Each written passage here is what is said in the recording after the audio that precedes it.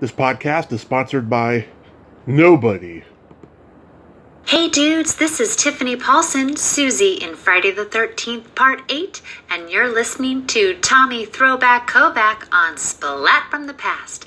Cha-cha-cha-cha-cha-cha. Ha ha ha! Hey dudes, welcome to Splat from the Past, the only 80s themed horror and sci-fi show where things could get totally radical. Now today, I will be welcoming Madelon Curtis. You all know her. She played Officer Ryan in the 1993 Friday the 13th sequel, Jason Goes to Hell, The Final Friday. She also played a nurse in the 1981 very underrated horror film, Eyes of a Stranger. And I'm going to have her on the show today. We're going to talk about all that stuff. She's also been a dancer and a New England Patriots cheerleader. What an incredible arc, huh? Incredible life. I'm going to talk about all of that stuff today. Also, it's a very sad day. John Paragon passed away. He played Zombie on Pee-wee's Playhouse. One of the few early groundlings that I never got to interview, sadly. I had heard he was MIA for a while anyways, but he was a huge part of my childhood. Rest in peace, John Paragon. And Frank Bonner, who played Herb on WKRP in Cincinnati, also passed. They all come in threes. Who's going to be the next? I don't even want to think about it. But rest in peace, John Paragon and Frank Bonner. So yeah, here is my interview with Madelon Curtis. Hello. Hey, Madelon, welcome to the show. How are you today? Good. Hi, Tommy. Thank you for calling. I'm excited. Absolutely. This is such a great honor. Thank you for taking the time today. Oh, I'm looking forward to it.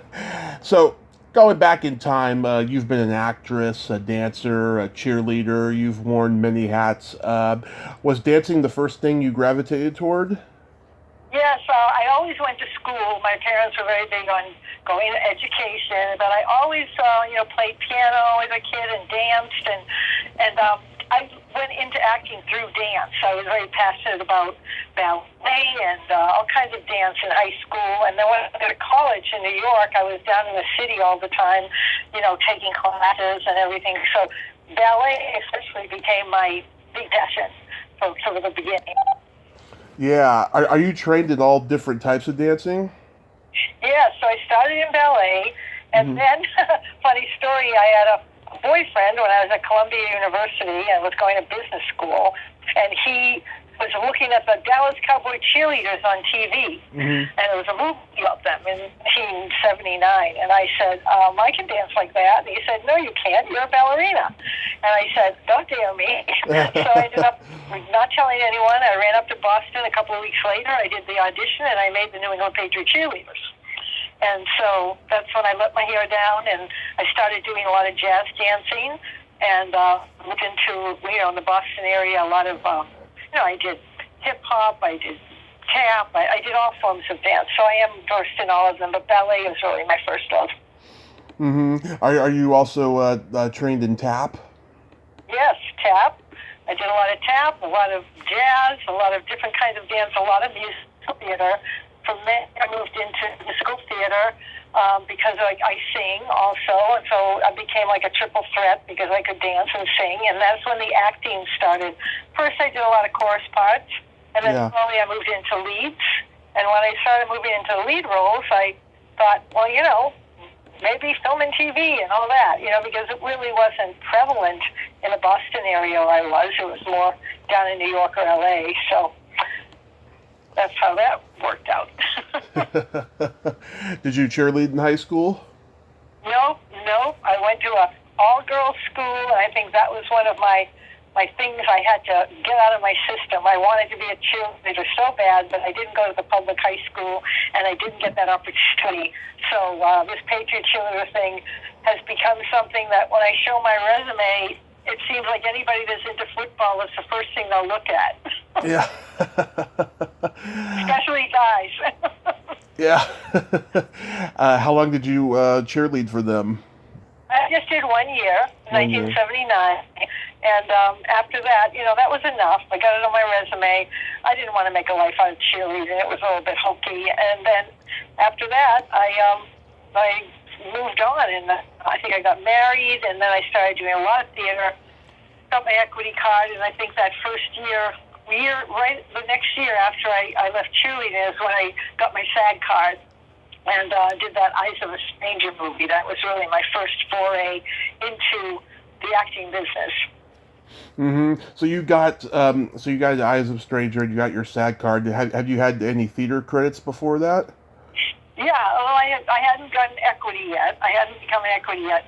No, I really was more of a dancer, more of a concert dancer. You know, I did the cheerleading, I did different nutcrackers and all that kind of thing. So when I went into, did Eyes of a Stranger, got my SAG card, I started pursuing the movie stuff. And in my area, television, commercials, print, whatever came my way. And then I started auditioning for theater, a lot more theater, musicals especially, and I started getting leads. I ended up working in some equity theaters, so I got my equity card, and that's how I ended up in both unions. So I kind of went back and forth. Well, while you were dancing in New York, did you know Monique Mannon? No, I did not. Or Tracy Silver? No, I'm probably older than that. I've interviewed them. Yeah, Monique, she was in a chorus line, and Tracy, she did a lot of chorus line too, but not on Broadway. But I did it in productions in the Boston area. I did it twice. I did Cassie in both productions. Oh, okay, yeah, because she did it in New York first, and then she had a small part in the movie. Oh, cool. Yeah. Yeah, so it was interesting. I listened to your interview with Adam Marcus. It brought back memories for me. It was great. I hadn't heard of him or about him since we did the Friday the 13th, the Jason Goes to Hell. So I really appreciated that you put that out there and let me listen to it. Yeah, I mean, God, I've talked to, so many people from the franchise. It's been amazing for me because that was my favorite horror franchise when I was growing up. That's so funny because it was, I guess you'll get, obviously small residuals from it and everything. And it always seems to be the thing that people are most impressed with on my resume is that I did, Jason Goes to Hell. Everybody knows that. And I get requests for my headshot, like autographed headshots from people in Germany and Europe and, especially around Halloween time. Could you please send me a picture? I said, wow, I didn't think I was that important, but I guess to them I am. Of course, yeah, it's a very important franchise. It always will be, Before we get into Jason Goes to Hell, though, Eyes of a Stranger, so was that just a standard audition? Yeah, no, actually, it was a funny story. It really wasn't an audition. The guy who wrote, and I forget what, he had a pen name. He wrote the script, and he lived in Massachusetts, and he was actually a client of my dad. My dad was friendly with him. I think he owned movie theaters or whatnot. Anyway, I think, he knew Sean Cunningham. He was in the business through Boston, through movie distribution and whatnot, but he liked to write. So he wrote The Eyes of a Stranger under a pen name. And then he knew my dad, and, he said, hey, does your daughter want to come down and do this? And I had to give him my dad card, so he shipped me down to Florida, and that's how I got Eyes of a Stranger. Wow. It's all who you know in this business sometimes. Especially back then, I mean, there was this much more smaller community. Everybody ran into each other. It was crazy. There was no internet yet. Right. And the thing is with the internet, it's gotten good in a way, but it's great because I can stay at home and tape my auditions and not have to run off to LA. And I remember in the old days, if you didn't live in LA or New York, they wouldn't even look at you for an audition. I know. They would have to bring you down, and you're too far away, and you need to have a phone number that doesn't look like you don't live there. I mean, I remember having to have phone numbers that, double phone numbers, and, you had to pretend you lived in LA. You didn't. That was back when you could pretend. I know. Now you can't pretend anything. They'll find out everything about you. Yeah. It's very intrusive now. No. Yeah, about 17 years ago is when I first saw Eyes of a Stranger. I was going to one of the last video stores that we had in the Bay Area, and this video store had everything on VHS, and they had these dollar days for specific genres, and I remember, they had $1 horror rental day, and I got this movie, and I actually liked it, I have to say. Yeah. It was interesting because, I remember staying, I was actually housed in with the producer. I forget his name, too. I mean, this is 1980. I'm forgetting things. But it was a fun shoot. I mean, it was kind of low budget, and we were in Hollywood, Florida, up in an apartment building, and Jennifer Jason was in. She was 14. Yeah. And I met her, and she was this, cute little girl playing the, I didn't really know who she was or how famous she was. Her father was Vic Morrow and all that. Mm-hmm. But, so I watched filming every day, and I learned a lot. It was one of the first times I had been on a set for an entire movie shoot, where I was actually, because I was living in the producer and his wife's condo, I would go every day to the set, even if it wasn't my part. I had a very small role, and half of it ended up on the cutting room floor. Mm-hmm. It was sort of, done as a favor to my dad, but, I played a nurse. But I got my SAG card, and in those days you had to be in a SAG film to get your SAG card. They had to vouch for you and say that, so that was a little finagling. And today, you have to do extra work. I mean, it was only, I think, $500 in SAG in those days. Now it's phenomenally different. Oh yeah, I know. After that whole thing with the pension started last summer, I happened to interview Ed Asner, and he was, he was 2 terms president of the guild. He was disgusted, and then I see a headline 6 months ago that he was suing them. I was like, yeah, good for him. Oh, yeah. It became crazy because it was very hard to get into SAG, but then in the mid '80s, they allowed it. Like if you belong to AFRA, you can join AFTRA on your own. You just pay the money and join AFTRA. Right. And if you did 3 days of extra work, this is at least up in the Boston area, because I have friends that pulled that off. Mm-hmm. They'd never done a day of acting in their life, but they did 3 days of consecutive extra work, and then all of a sudden they could get a voucher and join SAG. Because I'm like, wait a minute, you don't even act.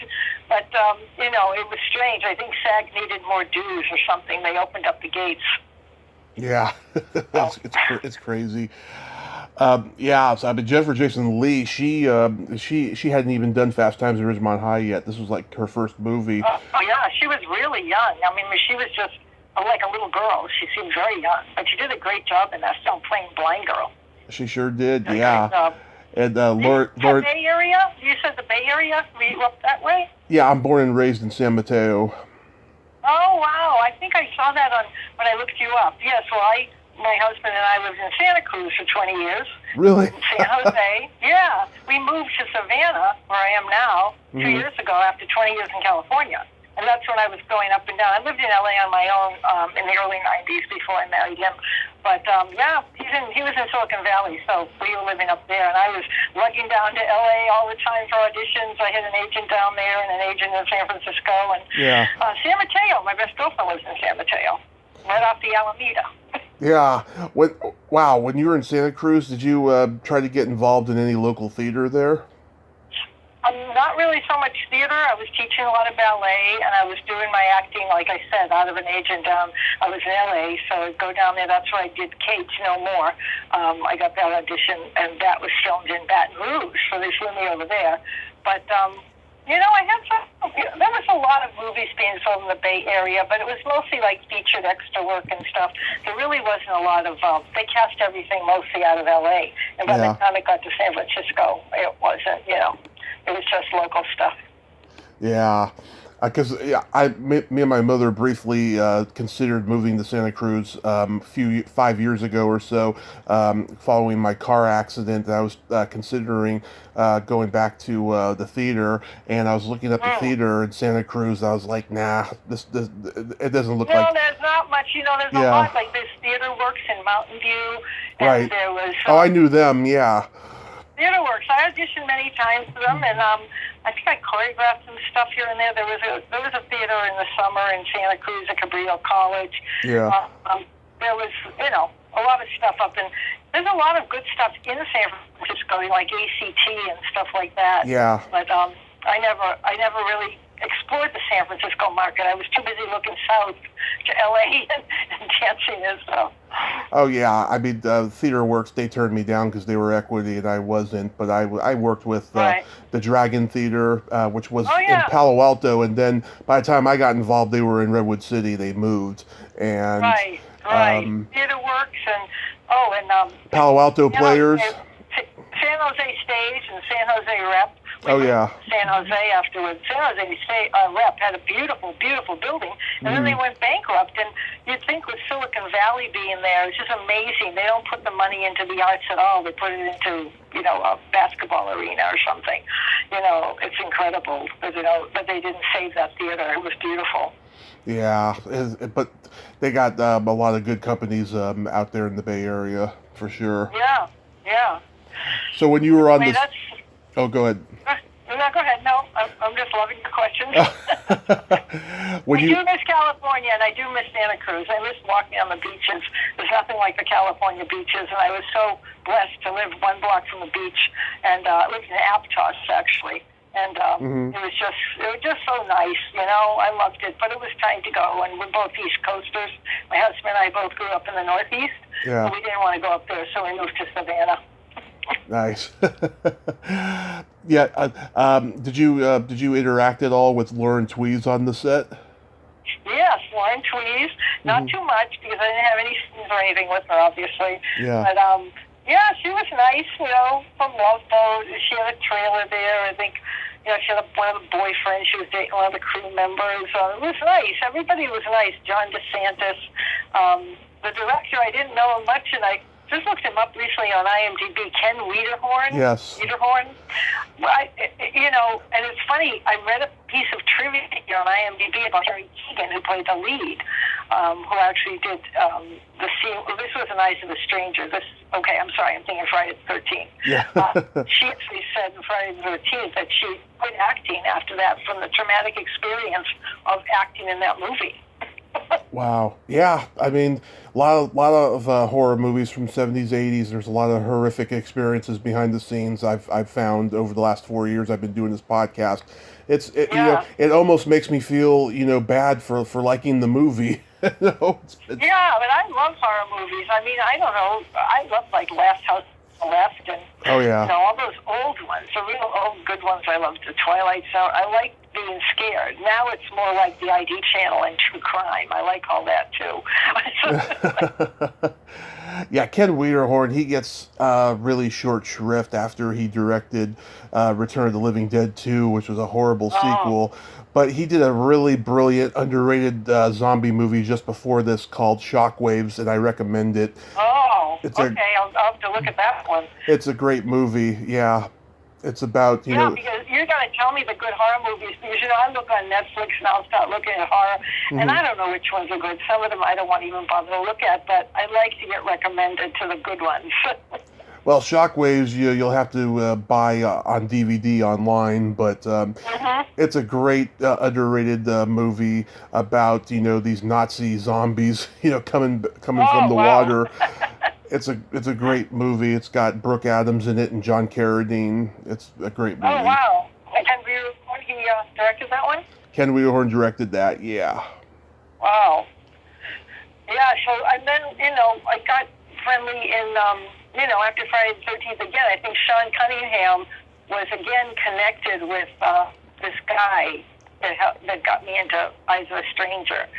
All those horror directors are all connected, I guess. Yeah. But anyway, he, I met with Sean Cunningham quite a bit, and I met him. We go out for coffee, so I kind of knew a little bit about him, and he was very nice, and that's how I ended up in Friday the 13th. So for those 12 years leading up to Jason Goes to Hell, were you just doing dancing in the theater and all that? Yeah, I was doing anything that was coming around the Boston area, and I was doing live theater. I did theater in Rhode Island. I did it up in New Hampshire. I didn't do LA or anything at that point. So between 81 and 93, I was living in the Boston area and basically doing that market, which, there was series that came in like Spencer for Hire, and there was I was Michelle like a stand-in for 3 months on Witches of Eastwick. Wow. I was Goldie Hawn stand-in in House Sitter with Steve Martin. So, I mean, we get good films. A lot of films. The Massachusetts Film Commission had a lot of good stuff coming, and there was a lot of stuff that was filmed there. The series Against the Law, Bonnie Raitt's husband, Michael O'Keefe. Yeah. They were there, and we did a lot of work on that. So, you know, people were working, but it wasn't like lead stuff. Oh, I did with Cher, we know the Mermaids. Oh, Mermaids! I love that movie. Remember that? That was great. We were up in Rockport, Mass, freezing our butts off and days on end up at that movie. That was a lot of fun. And, yeah, so that's what I did. And kind of, I was teaching dance there a lot and just living. I was married, my first husband, so, you know, way there. And then in '93, I got divorced, and I wanted to move to California. He didn't want to move. He was a local boy, and so, you know, we parted ways amicably, and I moved to LA in '93 and stayed there for 2 years. Nice. And I did a lot of dancing with all the hotshot dancers there, you know. And that's when hip-hop got really big. And I got very involved in hip-hop with a lot of great hip-hop guys. But I couldn't get into it in a lot of the videos because I wasn't black. They wouldn't put me in the videos. Yeah. They're like, no, you're a nice white girl. You can't go in the videos. But I was a great dancer, and I loved it. I really found my expression in hip-hop. I kind of left the ballet behind a little bit. And then I moved back. I ran a dance studio back home, moved on. And then in 2000, I met my husband from California, and that's when we moved back to California.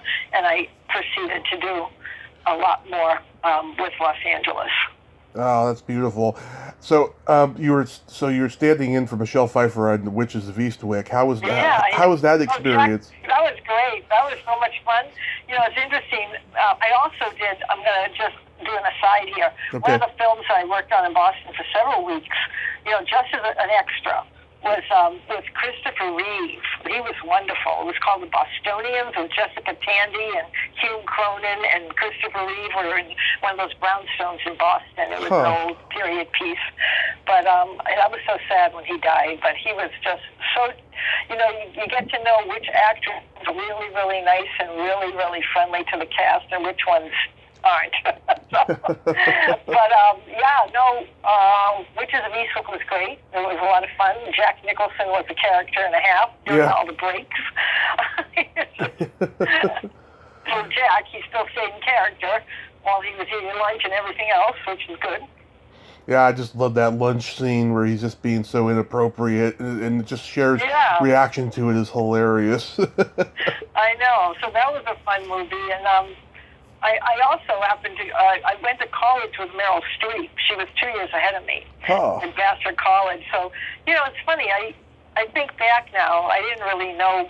I knew she started getting famous in the 70s with Joseph Papp and Shakespeare in the Park in New York and all that. Mm-hmm. And then she did Kramer versus Kramer. But it was funny because she looked exactly the same in college. I ran home, I looked at my yearbooks, and she was 2 years ahead of me, and she had the long blonde hair, and she had a big sheepdog, and she rode a bike on. Well, that's all I remember about her. She really, she did well for herself, that's for sure. Very talented. Yeah. So when you got cast in Jason Goes to Hell, were you a fan of the series? No, I actually had seen the first one with Kevin Bacon, the original Friday the 13th. Yeah. But I had not seen any of the other ones. And the only other horror thing that I touched upon was, you know, I was a painter. And I said, okay, so here I am. And Tom Savini, like, strung me up with, because I played that cop, strung me up with, you know, the blood, with a tubing all up in my head and everything.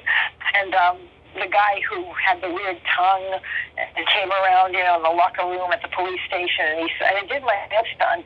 They asked me if I was a stunt person. I said, no, I'm a dancer. I can do this. So we had to do it like in one take because Tom Savini was around the corner with a big pump, and I mean, talk about special effects are so different now, I'm sure. Yeah. He like pushed the thing, and the blood, the red stuff went up my leg, up under my shirt, and came out of my head when I got thrown into the locker. Well, it was a lot of fun. It was one take, and that was my bloody end. But Kane Hodder was a wonderful guy to talk to. He was gentle Ben. You think he's a scary guy, but he was so nice. Yeah, I've met him a couple of times. The first time, oh my God. So I'm at Monsterpalooza in Pasadena in 2017, and I go to meet the first Jason Ari Lehman, and Kane is at the table next to him. Kane's got a table all the way out the door and around the corner. And he's pulling pranks on Ari while he's signing autographs. I don't know how he did it and how he was able to, but the fans were loving it. They were cracking up, right? So it's my turn with Ari, and he's signing he's autographing my DVD cover, and Kane comes up, pinches his elbow, and smears his name on my DVD cover, and I said to him, if I don't meet Kane this weekend, I'm going to count that as his signature. And then this was Friday night, right? So then Sunday, I was the second one in line, so I got to meet him, and he was cool and stuff. And he apologized to me. I'm sorry I did that. That's funny. You were a real fan, huh? You saw all those guys and got all the DVDs signed and everything. And yeah, I was like that with ballet dancers. I was like studying with New York City Ballet, and I would buy the toe shoes, and I had to have the autographed toe shoes, and it was a different world. Yeah, when I was what's funny is all those people I used to see dancing on the stage when I was in New York City Ballet. Now we're all friends on Facebook. It's crazy. It's like, oh, hi, we're watching you on stage, you're my idol. Let's just chat about this and that and politics and whatnot. Yeah. Like they're so ordinary people. We're all old now, so, Yeah. It's fun to just chat away. Everyone kind of equal platform when you're on Facebook, I guess. Yeah. Yeah, when I was growing up, Jason was my guy. I liked him better than Freddy and Michael Myers. I thought the kills were more fun, more deadly. I thought, I apologize if this appears to be sexist, I thought the girls in the movies were better looking. Yeah. You don't have to apologize to me. I don't care. I'm just, it's funny because, so Freddy had the razor hands, right? Right. But then Michael Myers, that's Jason, that's from Halloween. That's a whole different one, right? Yeah, Michael Myers is Halloween. It's Halloween with Jamie Lee Curtis, okay? Yeah. Getting my horror movies confused. So when in the end of my movie, Friday the 13th Part 9, Jason Goes to Hell, when the ending, when he reaches up with a hand, and isn't it supposed to be the final Friday? Isn't it supposed to appear that he's going to have a battle with Freddy? Yeah, it took 10 years. Yeah, 10 years, and they finally got together. So what happened after that? You got to fill me in because I didn't follow. Was it the next film where they were together? Or nothing happened? I mean, Okay, this is what after that? Okay, this is what happened. So Jason Goes to Hell comes out in 1993. Right. In 2002, they do Jason 10, which Jason's in outer space in the future, or kind of like outer space. It's a sci-fi movie, right? Okay. Kane. I kind of lost touch with the franchise after Mayan. Yeah. I didn't know. Kane did it, and oh my God, one of my favorite Jason kills is in that one. There's two girls in sleeping bags, right? He takes one and beats the other one with it. I thought that was brilliant. Oh my goodness, I'm going to have to watch that one. Yes. What's it called, that one? Jason 10. Jason 10, because Roman numeral. Got everything on the Plex. He's got every movie imaginable. You can find him on the internet. He's like internet guru, so I'll find anything. Yeah. And all right. So, but did they allude to Freddy? I mean, was there something that continued from the end of the Friday the 13th Part 9? Not in Part 10, no. I think there was like a huge outcry in those 10 years that they were just like, okay, we'll do it. And the guy who directed the movie did not want Kane to play Jason, so they got another guy. And to this day, Kane is still mad about that, and so are all of us. We're mad that Kane didn't do it. Why not? Yeah. What was his reasoning for that, I wonder? I think it was because he wanted a guy who was a little bit bigger, a little bit more. Yeah. Yeah. I thought Kane was pretty scary. I thought Oh so my too. goodness. I mean, he went on Arsenio Hall as Jason, and it was hilarious. When Jason Takes Manhattan came out in '89, yeah, it was hilarious. Yeah, I'm going to have to go back now and revisit some of these before my movie and after, because I just, like I said, I did the movie. I still have the sweatshirt that I was given on the set, and it's funny because it's really like the biggest thing that people notice. They go, "You're in Jason Goes to Hell," because it is such a big deal, Yeah. Did Adam give you notes on how he wanted Officer Ryan to be? Yeah, he talked to me. He was really nice to work with, very friendly. He was very young at the time, we were all younger, and he was very present, and he acted in it too. I think he played, I don't know what he played, but he was acting in it. Was he a cop? No, forget what he played. He directed it, but he also had a part in it. Yeah. Oh, yeah. He did. He did play a small part in it. I forget what he played. A small part. I think it was in the police station too, because I thought, oh, here's the director. Now he's in a police. I think he was in a police uniform. But anyway, but he was really easy to work with. He just came in. There wasn't much to say. Okay, come and do this. That's great. Do this. Do that. He was very energetic. So it was funny to hear his voice on your interview because that's just the way he was. He was very talkative, very friendly, no drama. Yeah. Nothing bad. Nothing bad was going on the set. Everybody got along, except I didn't realize that Carrie, the lead girl, I guess she was traumatized by the film. Because I couldn't believe it on IMDb. I just read her trivia. Said she was so traumatized she gave up acting after that. She quit acting after that. Oh boy, yeah. I think he, for a first-time director of a movie and being as young as he was, he got a very well-assembled cast. I think. Yeah, no, he was really on his game. Like, I mean, I had working with him, because I've worked with so many people in the theater, and they're so not together sometimes. And you just like roll your eyes, going, "Oh my goodness, how's this ever going to get done?" Well, he ran a tight ship, and the thing got done. And Tom Cunningham was there. I think I heard this is the first time I heard a lot about him in your interview, that I didn't know about him, and I didn't realize how he knew Sean Cunningham and sort of how he got the role of directing. Yeah, he's very self-deprecating about how about how he got to direct probably the worst one of the series, and that he accepts it. Yeah, I just love how he does that, and how he doesn't come off like, oh, I made the best one. Yeah, no, it's like he looks at himself. I really love listening to him because he's just like, I wish I had more chance to hang out with him, but he's working. There wasn't a chance to party around and talk to people a lot. I think it was at the Malibu police station, and we filmed it for I think it was like 2 days, 2-3 days. That was it. And I didn't hang around on that set. But, I went down and did that part, and then I left. Not like Eyes of a Stranger, where I was part and parcel of the whole deal. I was there with the production people and the cameraman and all this, hanging out every day. Yeah, well, he and I both agree that Paramount kind of shot themselves in the foot when they sold the franchise to New Line, Oh, I don't know anything about that. Tell me, what was that about?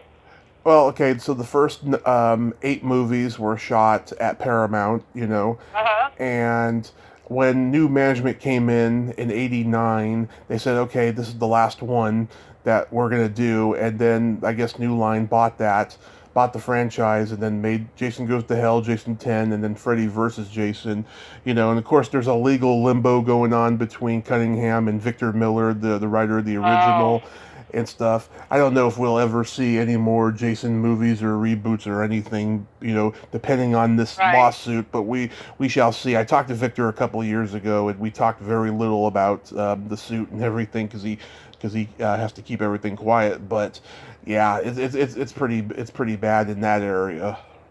Yeah, well, the whole movie business, since the internet and YouTube and all this, and it's funny from an actor's point of view. I had so many friends. They said, well, some of the ways people there's fewer agents in Los Angeles, and after reality TV came out, it's like everyone thinks they can be an actor now. Yeah. It used to be like that.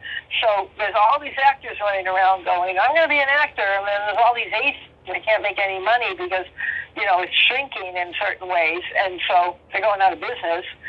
And, it's just, I don't know, it's a different world, and people actually have a YouTube presence, and then the next thing you know, they're making all kinds of money doing their own thing on YouTube.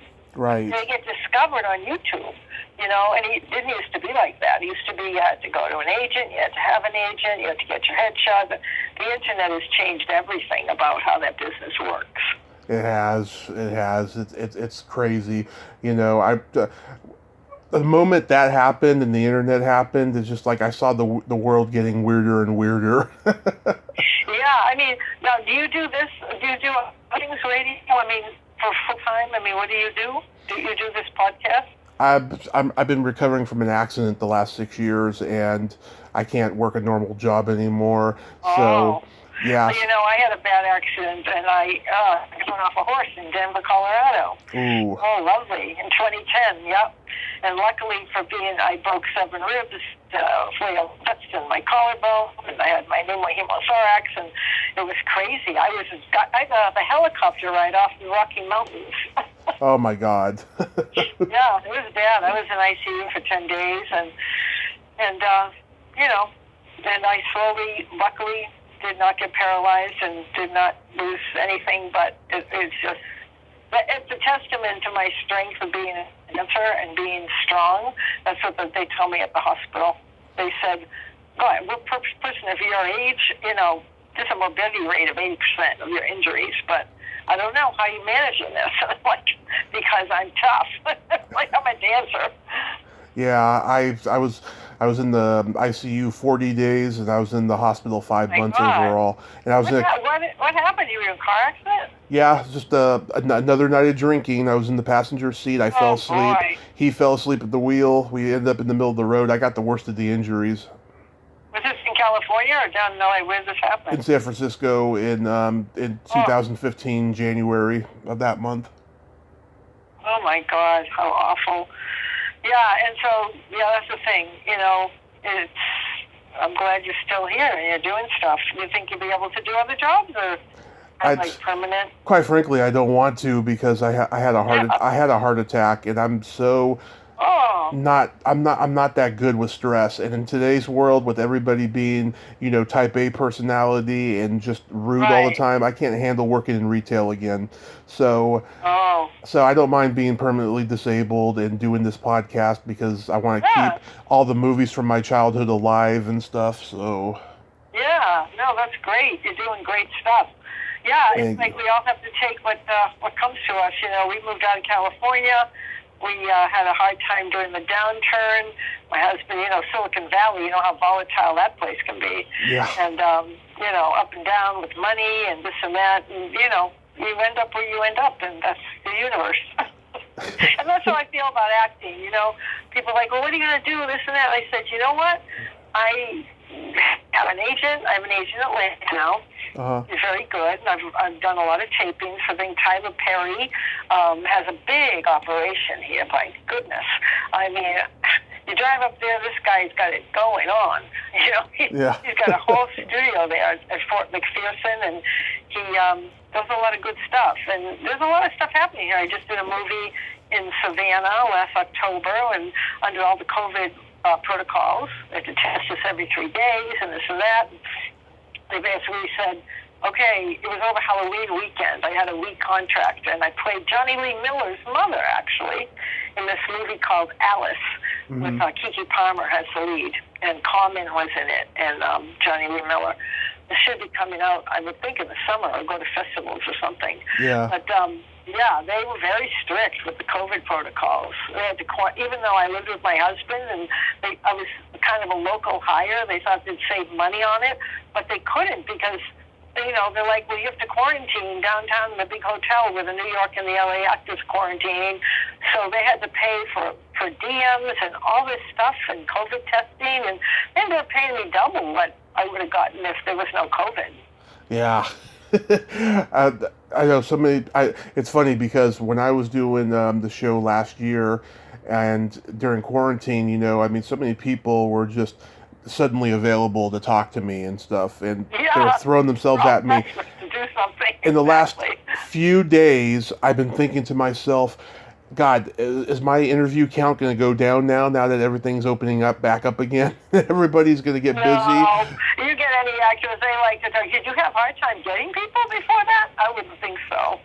Okay, so I've never had a problem per se getting yes, but in the beginning, right, there were I had a free day about 9 months ago where I actually got to make an episode guide of the podcast. I went through my YouTube channel, and it's still going. Like, after I interview somebody, I add to the episode guide. But I was like looking at the dates, right? There would be sometimes a month in the beginning where I had another interview, and now I haven't had that problem in like 2.5 years now. Yeah, that's great. You just sort of approach different people, not just horror people. You take all actors, right? Yes, you just interview them. That's great. When I started out, it was just horror and sci-fi, and then I found out quick that a lot of horror people, especially the popular ones, are not very nice people. So then I said, I'm going. Really? Oh yeah. Oh, don't make me go there. I don't want to be negative. Oh, wow. It's bad. Oh, that's crazy. I wouldn't have thought that. Oh yeah. So I said, okay, I'm not going to limit myself. I'm going to talk to everybody. And that's what I've done. I mean, I've talked to legends that I grew up watching, my parents grew up watching, musicians, comedians, actors, just everybody. This is your thing. You've got so many names. I'm like, oh my goodness. And I'm excited because I'm redoing my website. I'm in the process of redoing it in the next week or two. And I want to put, I want to be able to link to stuff like this. So I'm hoping to get my, will I be able to find this on Twitter? Like, you're going to put it up? I put it everywhere now. Right. I just added you on LinkedIn the other day. I just started doing it on LinkedIn. I never did it before. And then I realized, you know what? There's a lot of people on LinkedIn. I might as well just start doing it now. Yeah.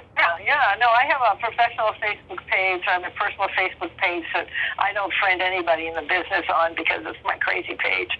But I have a professional Facebook page, and I have a Twitter, and I have an Instagram, and I just like to, have it and send it out there so people can see. So. Yeah. Put on my website, on my news page when it comes out, and advertise you. I would sure love that. Yeah, I love it when a guest really, helps with the advertisement and stuff like that. I get really, really upset when they don't even acknowledge the interview after it's been done. There was one guest. No, and tell me how to spread the word. I'm a good marketing. I majored in marketing in business school, so I worked at advertising. I worked at Young and Rubicam in New York City. I mean, I was like Conexex. I did the ads for Dr. Pepper. Remember Dr. Pepper? Oh, I had one the other day. Remember that? You're probably too young, but you remember I'm a pepper. You're a pepper. Wouldn't you like to be a pepper? Oh, not only do I remember it, I also remember the commercial parody on Saturday Night Live of it, which I thought would offend people today. It actually people love it because it was so ahead of its time. They were making fun of a combination of Dr. Pepper and 7-Up commercials back then, right? And they're telling America that come out of the closet, and be gay. And they're saying, I'm a homo, you're a homo, he's a homo, she's a homo. Would you like to be a homo? Yeah, and you would think on YouTube people would be offended, but they thought it was pretty ahead of its time and progressive. Well, it's funny, but I think like comedy, if you get too politically correct with it, it's not funny anymore. You have to let it rip and have fun with it. People need to have a sense of humor. I did stand-up in San Francisco for 10 years. And, wow. And I'll tell you, that's not a place to do the kind of humor that I do. Right. Well, that's the thing. It's like, that's one thing I have to say about California, especially the Bay Area. It's really like, it's crazy. Like, you can't say things. Everybody gets offended, and I'm like, okay, come on. I'm 100% Greek, okay? Yeah. You don't know that from my name, right? But I grew up speaking fluent Greek, and, I'm Greek. I've been to Greece a million times. Anyway, Mediterranean people, we're like Italians. We're like, hey, come on, your best friend. You tell them they're stupid. That's the way you talk, You talk like you like someone. You tease them. And it doesn't fly with a lot of people today. It's very interesting. You can't just say things and let it run through that water. It's crazy. Yeah. Well, I'll tell you a couple Bowdy jokes after I get through these questions here. Okay, all right. Sorry, I'm taking it down. You know. Oh, not at all. I love long form, so it's all good. Um, uh, so the last question I have for Jason Goes to Hell: do you have a favorite kill in the movie besides your own? Oh my goodness! Something I can't remember them. I can't remember them. I'm gonna have to go back and watch it. I watched it in my hometown with my boyfriend at the time, and all I remember is I was watching for myself. Did she get killed? I really feel really embarrassed that I don't remember the kills. Well, I'm going to go back and have to watch it. I'll write you an email. I won't spoil it for you, but Leslie Jordan's is my favorite in the kitchen. Okay, don't say it. I'll watch it again. I have the movie. I mean, I just think, I didn't watch it. But I'll watch it again. I thought it was interesting that it wasn't, Jason, like the boyfriend who had the guy who killed me. Yeah. I'm trying to figure out the plot still. He got possessed by Jason, right? I believe so. Yeah. It's been a while since I watched it. He turned into a Jason with that horrible tongue and started, going after Carrie Keegan, the girl. And, when you're filming a movie, a lot of times it's like you just do your part and you don't know the whole plot. It's so done out of order and everything. And so then I remember watching it on Friday the 13th in 1993, August 13th was Friday, and it premiered at the theater that was owned by the guy who wrote the script of Eyes of a Stranger. Mm-hmm. He owned a series of movie theaters, Cinema 1, 2, 3, 5. And I went there with my boyfriend, and when my scene came up, he stood up in the theater. Of course, the place was packed because it was like, wow, the opening of Friday the 13th. And he goes, that's my girlfriend, that's her. And everybody turned around and looked at me like, here I was in this small town in Massachusetts. And they're saying that I'm the one in the movie, and they thought he was crazy. But it was pretty fun to watch it at the premiere like that. So that's how I saw it. Nice. So I was curious, do you get a satisfaction teaching that you don't get when you actually perform? Yeah, I do, because, I used to think, I don't want to teach. You're supposed to, not do when you teach when you can't do. Well, the problem is with a dancer, and that's really where my life started, it's that you can't do it forever. It's like a professional athlete. Like, you can't do it forever. And it's really sad. They kind of say dancers die twice, once when you can't dance anymore and once when you die. And it's true, but I used to be kind of resentful going, I don't want to teach, I just want to perform. But there comes a point where you just have to say, look, I'm not going to make a fool out of myself. I'm too old to do chorus line. Now I'm doing, I cannot dance the way I used to. And now my thrill is to go in, and it's sort of like I need to act. I still go into the classroom, and I'm a flamboyant teacher, and I'm acting all the time and, doing things, and these kids love me. I've had a lot of students who I just been teaching for like 30 years on and off, and they're like I have girls who have grown up and now have their own families, or they've gone to LA and they've danced, and they go, God, we learned so much from you. It's just so rewarding, because I don't have any kids myself. I didn't want any kids. Yeah. I was too busy dancing all the time, and it was like, okay, I have kids. That's it. I don't need kids.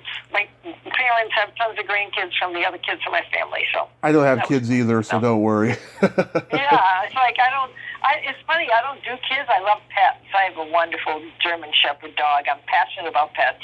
Yeah. And even it's funny, when I was in LA, in the Bay Area, my last degree that I was passionate about pets. I went to Foothill College in Los Altos, and I became a registered vet tech, got a veterinary technology degree. Oh. 2 years. I loved it. Worked at Peninsula Equine over there on my road in Palo Alto and Woodside, whatever, and worked with horses, and that's why I was a passionate horseback rider, and that's when I got thrown off the horse at the farm in Denver at the ranch, ended up in the helicopter. Mm-hmm. Yep, no, get thrown off a horse at 45 miles an hour. What year did you leave the Bay Area? 2 years ago, May of 2019, we were living in a high-rise in San Jose on the second floor. We liked it, but it was time to go. We drove cross-country with a in 2 cars, and we're building a house here, and we're renting right now, but we've got a beautiful community. It's right by the water, nice people. You know, Savannah's a really cool place, and it's not New York, it's not LA, but, you know, Charleston's close by, Jacksonville's close by, and it's just nice. It's just it's very hot here, though. Yeah. It's not like California with a lot of bugs. I left in May of 2017 for here in Reading, and I sometimes wonder if I had stayed there, you know, would I be doing the podcast? Even though it was part of the plan when I was in the recovery phase of in the hospital. You know, I'm going to start a podcast. I said, you know, because I was listening to a lot of them during the time and stuff. Yeah, wow, that's a funny coincidence that we were there at the same time and didn't even know it. I know. And so now you're living where? In Reading? In Reading, yeah. In Reading, right. Yeah, so we love Santa Cruz and everything. My husband worked in Hayward, so he was going over Route 17. You know 17, right? Yeah. He was going over that every day, back and forth. And then there was that year with all the mudslides. I don't know if you remember that. Oh yeah. I had to go all the way to Watsonville to circle around. It was insane. You couldn't go over the hills. And so he just said, I can't do it. He was in the car 4 hours a day, trying to go from Santa Cruz to Hayward to work and then come back. So we ended up moving into San Jose. That was our sort of, okay, 2 years here, and then we're going to move. We're moving to either North Carolina, South Carolina, or Georgia. I would have moved to Florida, but he didn't want to go to Florida. He said, that's too far south, too hot. So Savannah was the furthest south he would go. But, you know, we like it. We like it. It's historic. It's nice. The people are nice. We're just hanging out and living our rest of our life in our toe tag house that we're going to build, and that's that. And, you know, I really actually have to say I've gotten more auditions from this agent that I have here than I ever got from my one in LA. Wow. I don't know what's up. Atlanta has a lot of people working here. In Georgia. They give good tax breaks, I think, here. Oh, yeah, a lot of people film out in Georgia now. I remember, you know, 1988 when that strike happened. Right. In LA, right? It was tough for people to get any productions done during that strike. So then, you know, the industry started going to Canada, and they started going to, right. Which, by the way, Yeah, Jason Takes Manhattan was shot in Canada, and only a small part of it was New York. Yeah. Yeah. Well, that's why originally we had thought to move to North Carolina. Yeah. The Wilmington, North Carolina area by the coast. But that's because North Carolina had a lot of filming. They were filming, what was the one with Winona Ryder, the one under the dome, the TV series. Oh, yes, Stranger Things. Stranger Things. Right, they were filming that, and they were filming all kinds of things, and they were getting big tax breaks. Then the government in North Carolina took the tax breaks away. Mm-hmm. It was stupid. They're like, oh, well, maybe we should make these movie people pay money. Well, you're stupid, because now you just shot yourself in the foot. All was left. And they went to Georgia or Louisiana, you know, because North Carolina doesn't have hardly any filming going on now. Yeah, it's crazy, that's for sure. Do you ever get invited to do any horror conventions? No, I've never been to any. There was some in San Jose, like at the big convention centers when I was there. I mean, they have a Comic-Con thing, and they have, you know, they have all those kind of like weird things that people dress up for and everything. But no, I've never gone to any horror conventions. They have them in the Bay Area? They do, yes. My first. Wow! I didn't go to my first convention until 2016. When I was growing up, you know, we had Fangoria, Weekend of Horrors, and Kane was actually in a lot of those. I found out just recently. I was always asking my parents to take me to them in San Jose, but they never wanted to because they didn't like horror, and they didn't want to accommodate me. But I went to my first Comic-Con first in San Jose, Silicon Valley Comic-Con, and then a month later, I went to Monsterpalooza in LA, and then I fell in love with them. But I also fell out of love with them when I started my podcast, because the podcasters get treated like shit at conventions. Oh my God! You know, I used to, like I said, you were probably walking around down there when I was there. It's funny because we'd be in our high rise right there, right down by, what is it? Cesar Chavez Center, right in the center of San Jose. Yeah. Where the Performing Arts Center is in the California Theater, right in the center. And so we lived in a high rise there, right on First Street, on what the heck street? Santa Clara Street? I don't know. I forget the names. But anyway, it was Market Street. And so, we saw all the people walking around all the time. Then they had the furries conventions. Remember those? Like the furries, these people who dress up like animals. Oh, the furry conventions? Yes, Furry conventions. They were crazy, and my dog would see people dress up like wolves and stuff in furry costumes, and my dog would go crazy, like, thought they were animals and wanted to bite this person that looked like a wolf. It was crazy. Oh, God, I knew a guy, he dated a furry. She was just batshit crazy, I remember. They actually, live that way all the time, or they just dress up for those events, because it was at the convention center. That's where the Comic-Con thing was, right? In the convention center? I never went. Well, yeah, it's in the convention center. I never went to a furry convention, though. That's just weird. No, Comic-Con is in there, too, right? I never went to that either. Yeah, the Comic-Con's there, too.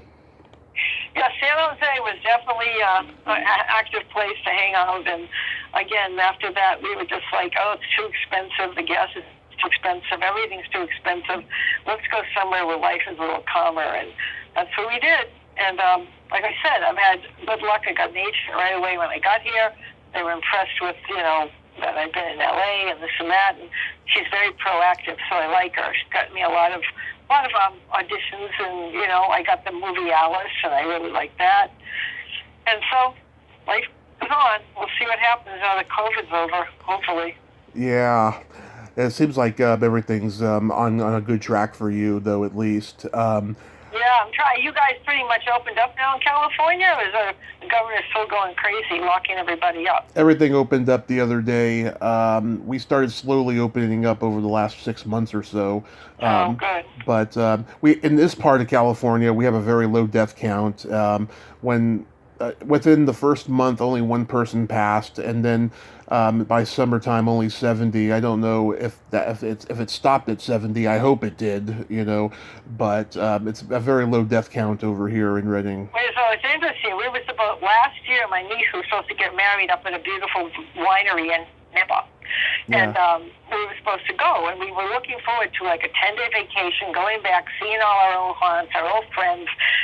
She lives in Woodside, my sister, and her husband's a venture capitalist. He went to Stanford, and they're all wealthy and everything. Yeah. And so she had this gorgeous thing. So anyway, COVID hit. She couldn't have it, and then this last year, the place burned down in all those fires that happened. The whole vineyard burned down that she was going to have her wedding at. So she's been waiting for 2 years to marry this guy that she's been dating for 8 years. So she's getting married this summer in a month. But we're not going back. We didn't want to go back and hassle with the planes and the masks, and we have to take 2 planes from Savannah. So we're going to wait till next year, and then we'll go back and we'll on a nice trip to California and reconnoiter with everybody that we haven't seen for a couple of years. Nice. What's your secret to not aging? Because you look so good. I know. I look good because, here we go. Mm-hmm. I don't drink. I don't smoke. Well, I smoked when I was in my 20s, and I drink, now and then. But no, one day I got flu 2 years ago in San Jose, and I got so sick, and I just didn't drink any wine or anything. I didn't want to eat alcohol, dinner or anything. Yeah. And after that, I just took it as a challenge on myself, and my husband doesn't drink, and I'm like, you know what? I don't need to drink. I'll drink sparkling water. So I don't drink, I don't smoke, I eat organically. We grow our own vegetables here. They have garden plots. We grow vegetables. We only shop at Whole Foods and, good things. And after California living, we were like that there, too. We were very, healthy livers. We do miss the wonderful produce and the wonderful fresh vegetables and fruit that we used to get in California. You can't get a lot of that here, but we try. Yeah. But, and that's it. I work out, I swim.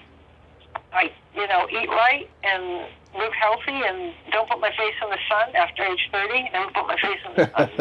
Wear a visor all the time, sunscreen, and just keep moving. Because if you don't keep moving, you don't use it, you lose it. That's how I think about it.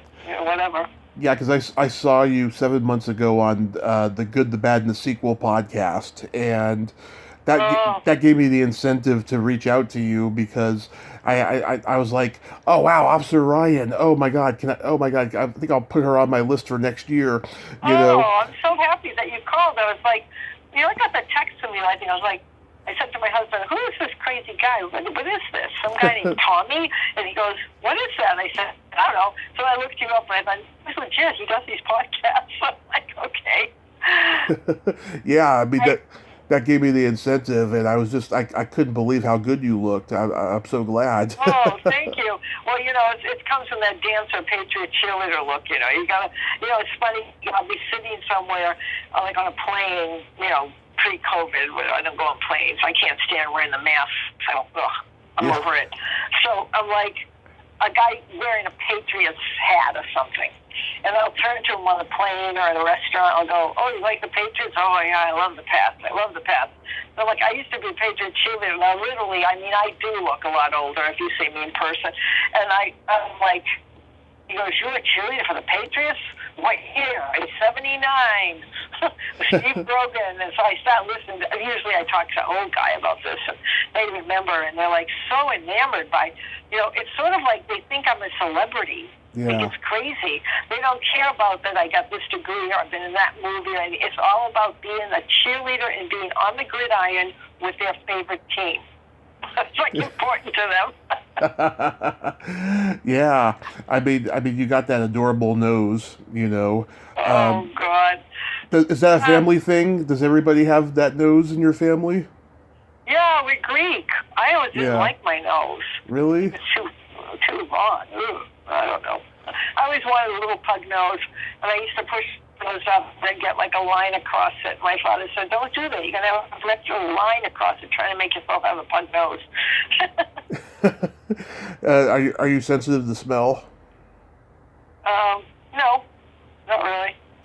Oh yeah, well, we're half Italian in my family, and everything stinks in my family. Oh no, I just remember my grandparents were all from the old country. They came to Ellis Island, and my father was born here. My mother was born here, and they met. And he went to Michigan, and he went to Harvard Law School on the GI Bill after he fought in World War II. And education. See, that's the thing. I was always kind of torn because there was a lot of music and a lot of dancing. Very ethnic. A lot of Greek. They had fun. Came from a very fun kind of upbringing with a lot of friends and everything, Greek friends in the community. And then, and then I wanted to go be a dancer. My father was like, you're going to be a dancer? No. Nice girls don't become dancers. They ended up, you're going to end up in Greenwich Village smoking dope if you try to become a dancer in New York, So that's what happened. So I always was living a split life. So I went to college in New York and I went to grad school in New York because I could dance. So he was going to pay for school as long as I was in school, so I could dance. And slowly I made my avocation my vocation. He was always very proud of me, but it's just like, you've got all these degrees, and you just want to dance? I'm like, yes. But he didn't like the acting stuff because he's the one that turned me on to the guy that he knew that helped me out with Eyes of a Stranger. So I think secretly he always wanted to be an actor, but he didn't do it. Oh, yeah. My mom lives vicariously through me. She was a dancer in high school, and she got this scholarship to UCLA, and she had an audition for the Dean Martin show to be a gold digger dancer. And my grandmother didn't let her go because she was so domineering that it's always hurt her, so my mom is always living vicariously through me. Yeah, well, it's true. I think, my father just, they want you to, to them, in that generation of ethnic people, it was like success was about money. If you made good money, you were successful. Right. I mean, that's what education and money from immigrants. So I grew up in middle class. I didn't sit around thinking, my dad was a lawyer, his father was a barber and had a formal education, but he had to make something of himself. But, I said, Dad, I'm going to go do this. Oh, you've got to do that. You got to make some money. You got to this and that, and it's just crazy. But in the end, they all do what we're going to do. And Yeah. that's life. I'm still poor, but I'm happy and spiritually wealthy. As an artist, you're just never going to make a lot of money. And it's just resigned to the fact. I mean, the percentage of people in SAG that make over $2,000 a year is like 2%. Right. That's all you can be, though, is be happy. And Yeah, you have one life to live. You might as well do what you want and not try to, do something that someone else is telling you have to do. so if you don't like your nose, what would you say is your best feature? I don't know. I think my eyes. You do have nice eyes. I have big blue eyes, and they take makeup well. I have big enough eyelids. Like some people have like these little eyelids they can't put eyeshadow on. And I was always told by makeup artists, "Oh, you're really fun to make up your eyes because you got big eyes and your eyelids are good makeup." Before my accident, my best feature was my belly button, but it's not anymore. Oh, you must have really had a bad time. Oh my God. What happened? Did you have your seatbelt on? Had the seatbelt on. I know that. I always put it on. Even when I was drunk, I'd put it on, I broke my leg in 7 places. I had a heart attack, I fractured my hand, all these different things. I allegedly had 12 surgeries, and I don't remember any of them, of course. Well, where exactly did that happen? Up by San Mateo? It was on the highway in Millbrae. Like what, up on 280 there? Or up on... Yeah, I think it was up on 280. I blacked out. I barely remember it. Oh my God. That's terrible. What year was that? That was January 21st, 2015. Wow, I was living in California then. I wasn't hearing about that. I was in Santa Cruz then. But, that's 17. When I think about it, it's like a haven for it. Then we lived up in the Santa Cruz Mountains at one point, and I was going down these steep ravine roads. Mm-hmm. And I'm thinking, I'm driving this BMW X5, and the thing is huge, because I wanted to buy a horse and pull a horse trailer with it. That's how crazy I was about horses. Before I had my accident, I never rode again. I like horses, but I'm never getting on a horse, because I'll tell you, when a 2,000-pound beast wants to do what it wants to do, it's going to do what it wants to do, and it's not going to listen to you. Yeah. How good a rider you are. Yeah. Well, Crazy. You're still here, and you're doing a great job with your podcast, so be thankful. I'm very thankful, yes. And in the last year or so, getting the guests that I've gotten, it's really taught me how to be humble about it. And I was, for 2 years, the first 2 years I was doing this podcast, I was very negative and just always having self-defeating thoughts. And in the last year or so, it's really humbled me. Well, it's interesting. My last day, I was not in the hospital anywhere near as long as you were, but I was in there for 10 days. Yeah. And the last day before, and we had taken the train from Emeryville to Granby, Colorado, which is outside Denver, where this ranch was, to go riding all week. And so we were, I was on a train. It was an overnight trip by the Colorado River. It was beautiful. It was so much fun. Right. And we got there, and they did the week of riding, and the very last day, the very last ride I went on is when the accident happened. I won't get into the whole accident. It'll take too long. But long story short, after I spent 10 days in the hospital, the doctor, because I had damaged lungs, would not let me fly home, obviously, because of the air pressure. And we couldn't drive through the Rockies because we couldn't take the train for sure, and we couldn't drive because there was like 12,000 foot elevation going through the Rockies in a straight shot back to California. So we had to end up, my husband had to rent a car. He bought all these pills at Walmart, put the passenger seat down, I was laying flat down, and we had to drive all the way up around Wyoming and found this elevation, like a long, long route to keep the elevation low enough for me to be able to travel on it. But what I was going to say, like the day before I was going to leave, the psychologist comes into my room in the hospital and says, well, I want to talk to you about PTSD. Right. And I'm like, what? I'm like, what? She goes, I'm going to be okay. I know I'm going to be out of here, and I'm going to be, no. She goes, you had a traumatic accident, and it imprints on you like a rape or anything else would, right? You know this because you had one. Yeah. And she says, you're going to have periods where you're going to feel, uneasy or scared. And I said, oh, I'm going to be fine. I'm going to be fine. Well, wouldn't you know it, for about 3 or 4 months after I got back, I would my husband would be at work and I'd be alone in the house, and I would break out into my hands would start sweating. Right. I'd start shaking. I'd be calling him going, I'm really nervous. I don't know why I'm nervous. I'm scared. All this kind of stuff. It slowly subsided, but there was a real thing. When I really felt it was Gerard Butler was doing a surfer movie in Santa Cruz. Right. And I was going to do some extra work on it. It was about the guy. You remember that kid in the up by Half Moon Bay? There's some big surf there. Movie about him. What's it called? They called, and he died. His name was Moriarty. Oh God, that sounds so familiar. Yeah. You know what you're talking about? What the hell was it called? The waves in the area that they surfed in was really dangerous. But he was a super duper surfer, and he ended up dying years later in just a scuba accident. Yeah. Somewhere down the Caribbean. What the heck was his name? And they have all these plaques for him in Santa Cruz. He was from Santa Cruz.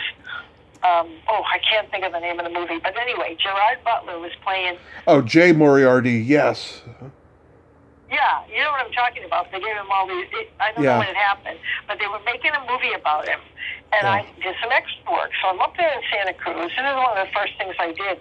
Probably maybe 4 months after I got back and back moving into my regular life. Mm-hmm. And the director asked me, can you just ride this bike across the camera line from here to there? I mean, literally 20 feet.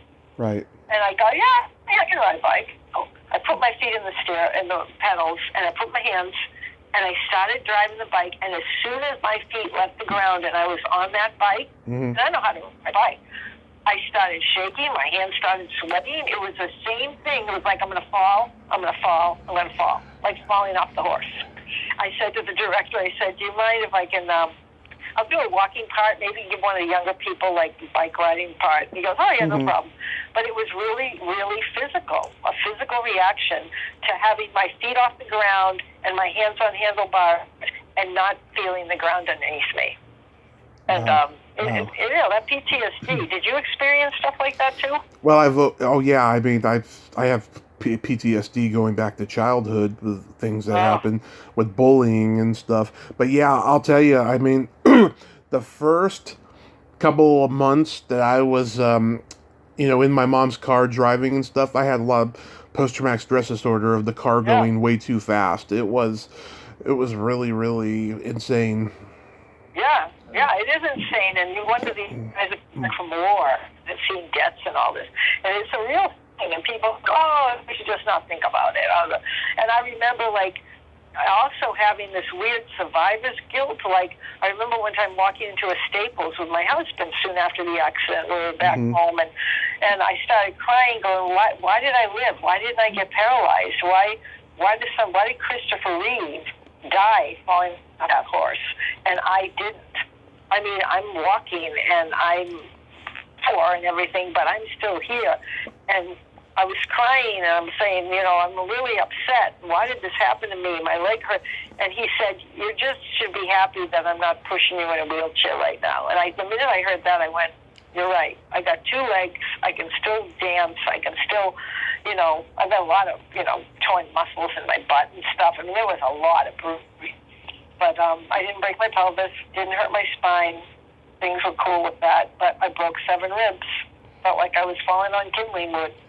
Yeah, my ribs were crushed too. It was a while before I could laugh again. Yeah. Did you get thrown out of the car? Did the car turn over or something? Car turned over, and we just ended up in the middle of the road. We got out okay, and then a car collided with ours, and then the impact hit us. Oh my God! And this is in the middle of the night, right? Yeah, this is at 2 a.m. Oh, how horrible. Well, you're still here, and you're doing good things with your podcast, so be happy. I am. Thank God. Anyway, we've been talking for so long, it's already 5:15. How long have you been? Well, okay, so let me wrap it up with the jokes, and then we will we will part ways. Yeah, I got to go grocery shopping with my mom, so yeah. Got to do that before dinner. Okay, That's so right. It's early for you over there. Yeah, it's time for me to go eating dinner soon. okay. You know the difference between a golf ball and a G spot? Nope. A man rather spend 20 minutes looking for a golf ball. That's funny. That's a good one. Okay. How do you jerk off a capitalist? I don't know. Give him an invisible hand job. Oh my God. You like Okay. that? Why is drinking cheap beer like going down on your sister? I don't know. The taste is the same, but it's still not right.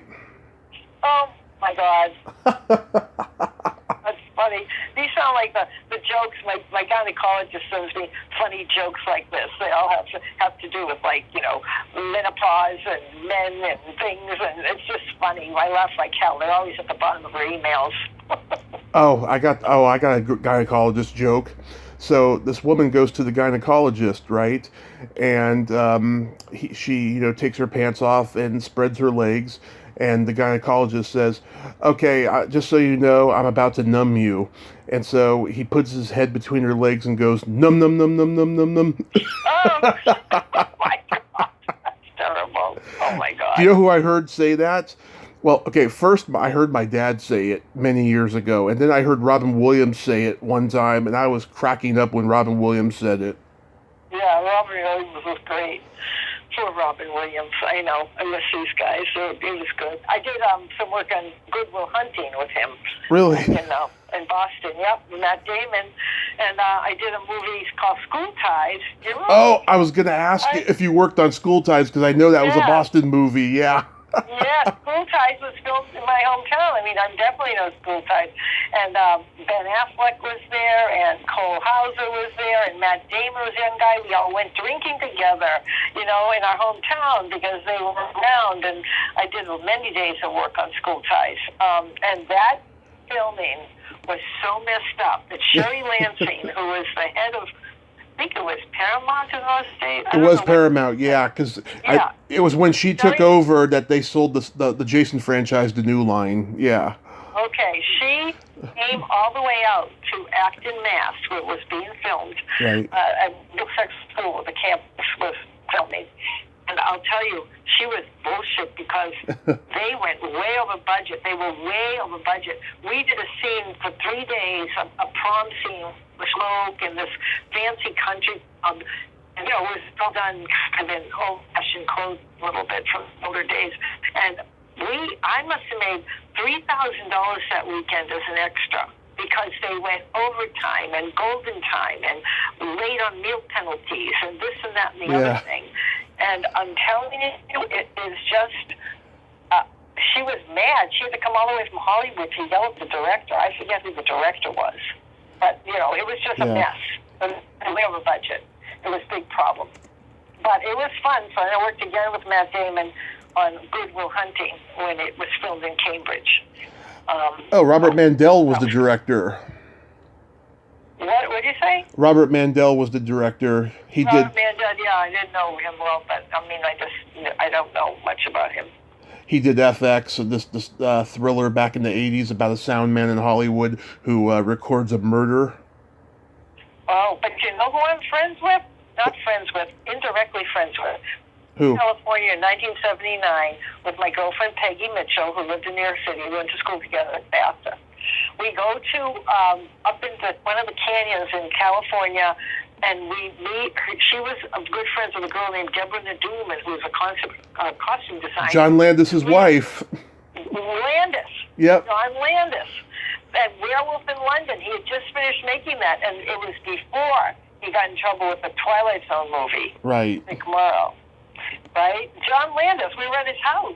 We got out of his house. I'm like, who is this guy? He was filming Werewolf, or whatever that Werewolf movie was. Yeah. Yeah, it was funny because she was best friends in high school in high school in New York City. Deborah Naduman, who was his wife. John Landis, whatever happened to him? Did he get thrown out under the bus after the Twilight Zone? He's had troubles in Hollywood for years getting stuff made, but he did a documentary about Don Rickles on HBO, and then he did a movie that only got released in England or something like that. He does a lot of interviews. You know, he talks about the past a lot, so that's what he's doing now. Yeah, I mean, this was way back in 78, 79 is when we went to see at his house in California. That was Animal House days. My first son. Yeah, that was during his Animal House days, right?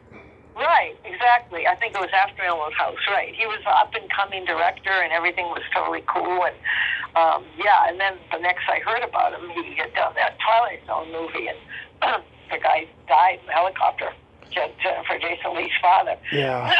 We met her again in Telluride Film Festival. I went to the Telluride Film Festival. My sister, the rich one, from Woodside, they have a home in Telluride.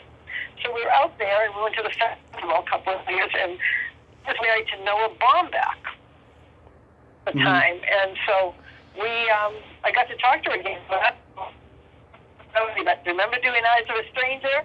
Yeah. And I remember you were 18 years old. I said, oh my God, Eyes of a Stranger. You know? So she was married. She had just finished like some of those, what's the one about the woman who's crazy and yeah, I know what you're talking about. A single white female. Single white female, yeah. But then she was with Noah Baumbach, but then they got divorced, and he married that other one. Who did he marry? He married somebody else. I don't know what she's doing now, but it's interesting. Hollywood is, it's funny. Everybody thinks it's like so glamorous and everything. It's not. So unglamorous. It's so unglamorous.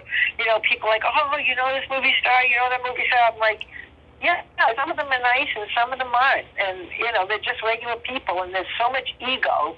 Right. There's so much ego that sometimes, I just have a normal life, and that's why I love the art form of acting. Sometimes I don't really need the business. Oh, yeah. It comes down to. I've made a lot of friends with a lot of actors I've interviewed, So, and, even the most, just the sweetest, nicest ones, right? Even they have narcissism to a degree, You have to have something. Yeah. Right. And, both of my husbands that I married were not controlling type of men at all. My dad was controlling. He was like a Greek, controlling. But I married very gentle, nice guys. And because I need a lot of attention because I'm an actress, you know what I mean? I'm the one that needs more catering to. I'm not a nurturer per se. I am to my dog and stuff, but that's one reason I didn't have children, because I knew myself. I said, no, I'd rather be in a dance show. I'd rather try this. And that's not fair. I remember what a wonderful mom my mom was, Yeah. She gave up everything for us, but that was the 50s, right? Right. It's very hard to be a good wife, a career woman, and a great mom all at the same time today. And I think women get sold a bill of goods trying to do that, and something suffers. And so I just chose not to have kids, and I'm very happy with the way things turned out. And but my husband caters to me more than I cater to him. Let's put it that way. He's a very good support system. He's like the wind beneath my wings, so to speak. But I have girlfriends that just have these very controlling husbands, and I'm like, how can you deal with that? Because they're the nurturers in the family. They're the givers, and I think it works both ways sometimes. You can't. I couldn't marry an actor if they were narcissistic. It would never work. That's why I think so many actors, fall apart if they, one's career soars ahead and the other one doesn't, and they both got egos. I think it's hard. It is. It really is. It's a interesting psychological phenomenon, I feel. So really quickly, Madeline. You mentioned Alice coming out this summer in the festivals and stuff. Do you have anything else upcoming? Nope, that's it for now. I'm looking forward to that. I did Kate's No More, which was a movie that's already out on the Amazon now. It was a great movie done by a very cool Christian group out of Baton Rouge. That's the one I auditioned for in L.A., and they flew me to Baton Rouge. That was in 2014. And they did, it was about human trafficking, about trafficking. Oh, I know about that, trust me. Yeah, it was a good message, and I've heard some crazy trafficking things out of California, boy, that I read about and heard about. Before? There was so much weird stuff about that. Mm-hmm. So I did that, and then I also worked on. You remember Hugh Laurie came to San Francisco and did Champs? Oh, I tried to get in that show as an extra. Oh, it didn't work for you? No, let me tell you something. In the world of being an extra now, it's just like being an actor. You have to jump through all these hoops and all this crap now. It's really terrible. I've gotten to be an extra on some things, but like ever since I've come back, from my accident from it, it's been terrible. So who do you So what casting agents in San Francisco? What casting directors have you? Oh, I didn't have wasn't in an agency. I would respond to Craigslist ads and stuff, and right. And yeah, probably a lot of them are non-union. See, I'm union, so right. I would get called in by Nancy Hayes or the different. I tried to get in her thing. It didn't work. Yeah, no, it's hard. It's really hard. I had an agent in San Francisco, and she got me the audition. Sarah Klebon, Nina Henninger's office. Yeah. Got me, the audition for Chance, and I got the principal role, and I did that, and Hugh Laurie was nice, Gretchen Mol was nice. I worked on that just for a couple of days, and but I got some good money off of that. I got some good residuals off of that, because I think it was sold. Hugh Laurie didn't want to do. I think they did the second season of it, but he didn't want to do any more. Yeah. Which was bad because San Francisco was really excited to have a series being filmed again, and he didn't want to keep flying up to San Francisco, so he canned it. Wow. Well, Madeline, you've had been great talking to you. Oh, you've had much for the opportunity. Yes, you've had such an amazing, incredible life, and I thank you for coming on and sharing it with me. And yes, let's stay in touch. I'll tag you in all of these on social media, and promote me. Because I'm not really that savvy with it all. I'll be able to take any link, but I mean, I can take. But like if you put it on Twitter, I can take that and share it onto Facebook. Right. Like that way. Yeah. Right. So you have yourself a great night over there, and please stay safe. Thank you, and you too. It was so nice to meet you. Keep in touch. You too. Okay, thanks, Tommy. Okay. Bye. Bye-bye. Bye. Well, there you have it. Madelon Curtis. Ain't she a sweetheart? Oh, what a nice lady, huh? It was great to talk to her today and have a Bay Area common ground there. Well, until next time, this is Tommy Throwback Kovac saying there's no shame in living in the past because the present sucks. Later, dudes. Shh.